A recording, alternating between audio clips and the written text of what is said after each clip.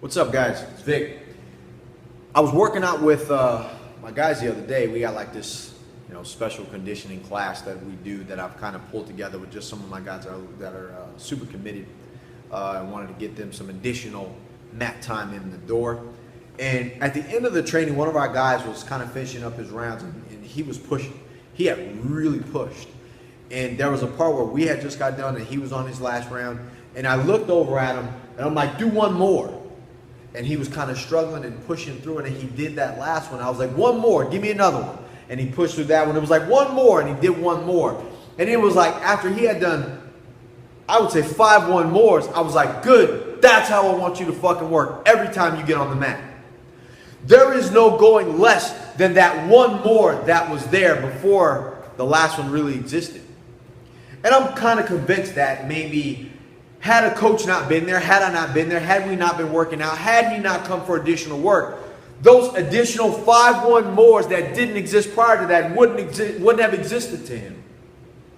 You see, unfortunately, guys try to go the gambit alone. You see, you got guys that are really good at what they do, but they just do what they're good at to the extent that they're good at doing it. And sometimes, when it gets hard and you could be pushing yourself past the level where you're comfortable, you quit. Why? Most guys aren't sure they can do it. And if they aren't sure they can do it and they don't have anybody to push them to get it done, mentally, they check out. But you see, the problem is that every time you mentally check out, when you could have went a little further, you never find out who you really are at the core. Because who you really are at the core, based on what you've just done, is a guy who fucking quits 5 steps earlier than you could have. That 5 steps makes the difference of you winning or makes the difference of you losing. And who wants to chance that?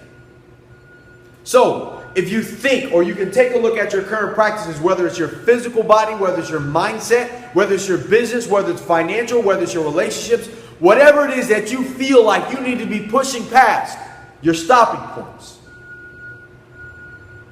Take a look and ask yourself, be honest, are you stopping 5 steps short of where you could have really went because you're trying to do it by yourself, because you're too fucking good to ask for help?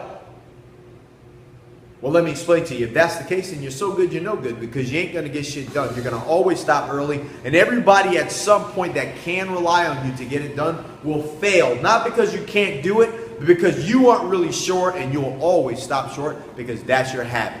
What are you going to do? Remains to be seen. So you can either wage war, embrace the suck and get shit done, create, apply, inflict the panic, pressure, and pain that it takes to get those badass results, or you can quit. That's not champion talk. Again, this is Coach Vic. I was going to say Vi or whatever, I don't know. But saying create, apply, that's what I was going to say, Vic and apply, that fucking shit merged together, but that was awesome, right? Create, apply, inflict panic, pressure, and pain. Stretch, grow, get badass results.